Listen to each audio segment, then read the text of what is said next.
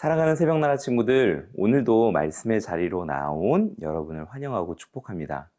저는 오늘 말씀을 함께 나눌 김재승 목사입니다. 저에게는 저만의 아주 독특한 습관이 하나 있는데요.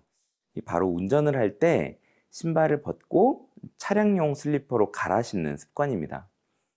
제가 이런 습관을 만들게 된 여러 가지 이유들이 있지만 가장 큰 이유는 이 운전을 시작할 때 급한 마음으로 운전대를 잡지 않으려는 이 제어 장치의 역할이 가장 큽니다. 아무리 급해도 바로 운전석에 앉아서 시동을 걸고 차를 운전하는 것이 아니라 이 차의 뒷문을 열고 또 천천히 신발을 갈아 신으면서 저의 몸과 마음을 차분하게 만드는 것이죠. 여러분에게도 혹시 저와 같이 스스로를 제어해주는 그런 제어 장치와 같은 습관들이 있으신가요? 혹시 아직 그런 것이 없는 친구가 있다면 하나님의 말씀을 묵상하는 이 큐티의 시간을 통해서 거룩한 습관을 가져보시기를 권면합니다. 오늘 우리가 나눌 말씀의 제목은 내 삶의 방울소리입니다. 함께 본문을 읽도록 하겠습니다. 오늘의 말씀은 출애굽기 39장 22절에서 31절입니다. 그들은 에봇 안에 받쳐 입는 겉옷을 모두 청색으로 짜서 만들었습니다. 그 옷의 중앙에는 머리 들어갈 구멍을 냈고 구멍 둘레에는 깃 같은 것을 대 찢어지지 않게 했습니다.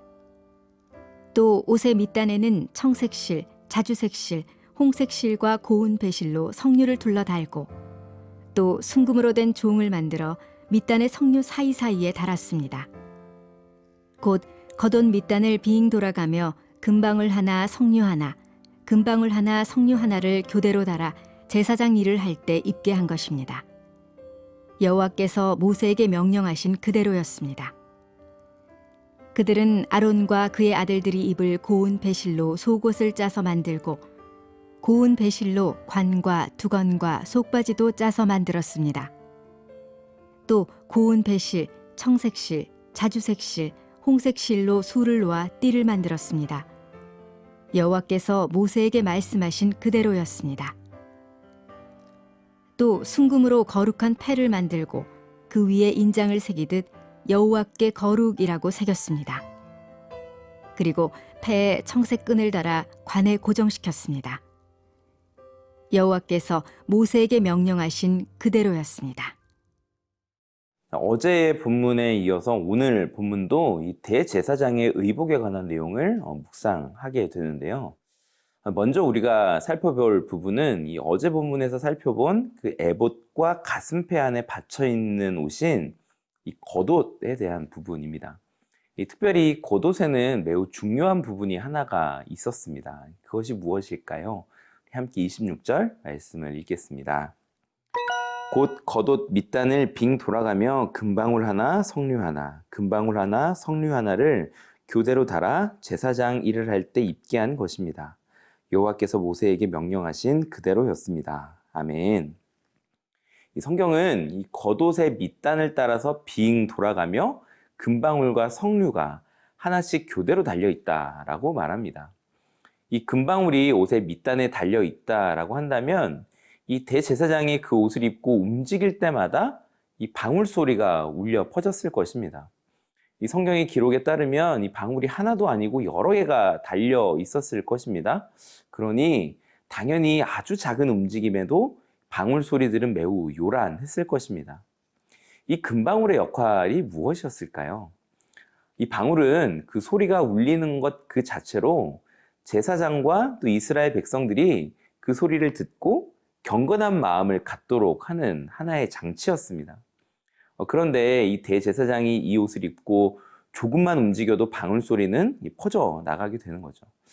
즉 하루 종일 이 방울 소리가 울려 퍼졌다라는 것을 우리는 유추해 볼 수 있는 것입니다. 결국 하나님의 백성들의 삶의 매 순간순간에 하나님께 집중하며 또 우리의 마음을 거룩하고 또 경건하게 가꾸어 나가야만 한다라는 것을 바로 이 겉옷에 달려있는 금방울을 통해서 우리는 알 수 있는 것이죠. 사랑하는 새벽나라 친구들, 우리의 일상생활은 어떠한가요?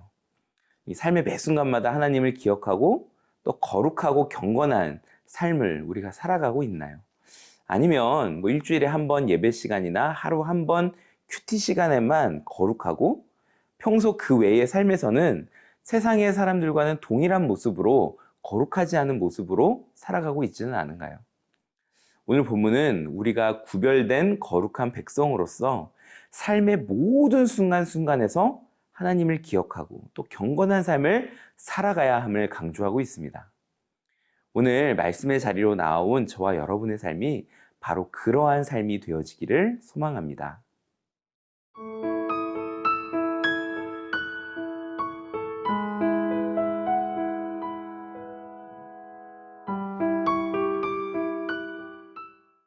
오늘 본문의 후반부는 그 외의 다른 기타 의복에 대해서 이야기합니다.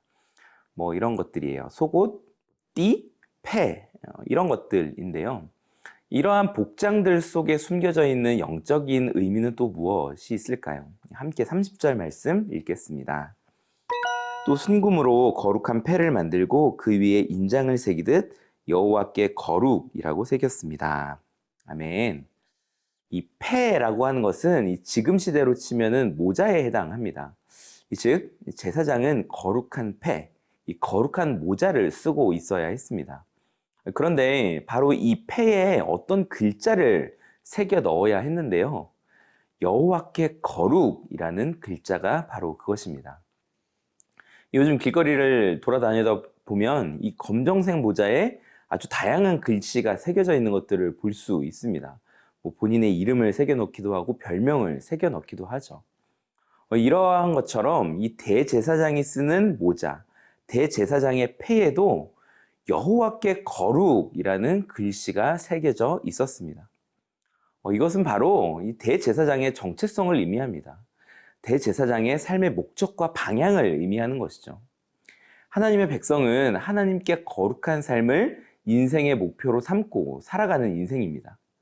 이 대제사장의 의복에는 바로 이스라엘 백성들이 어떠한 삶을 살아가야 하며 어떠한 백성이 되어야 하는지를 의미하는 그러한 큰 의미들이 내포가 되어 있는 것입니다. 사랑하는 새벽나라 친구들, 우리 삶을 하나님께 거룩하게 구별합시다. 그리고 삶의 매 순간순간마다 하나님을 기억합시다. 그래서 하나님의 선택받은 백성으로 세상 속에서 예수 그리스도의 그 사랑을 전파하는 저와 여러분이 되시기를 소망합니다. 기도하겠습니다. 사랑하는 주님, 오늘 말씀을 통해서 이 대제사장이 입었던 다양한 의복 안에 숨겨져 있는 영적인 교훈을 알게 해주시니 감사합니다. 오늘 말씀처럼 우리가 삶의 모든 순간, 매 순간순간마다 하나님을 기억하며 하나님의 그 거룩함으로 구별된 하나님의 백성의 삶을 살아나가는 믿음의 청소년들 될 수 있도록 우리를 축복하여 주시옵소서. 예수님의 이름으로 기도합니다. 아멘.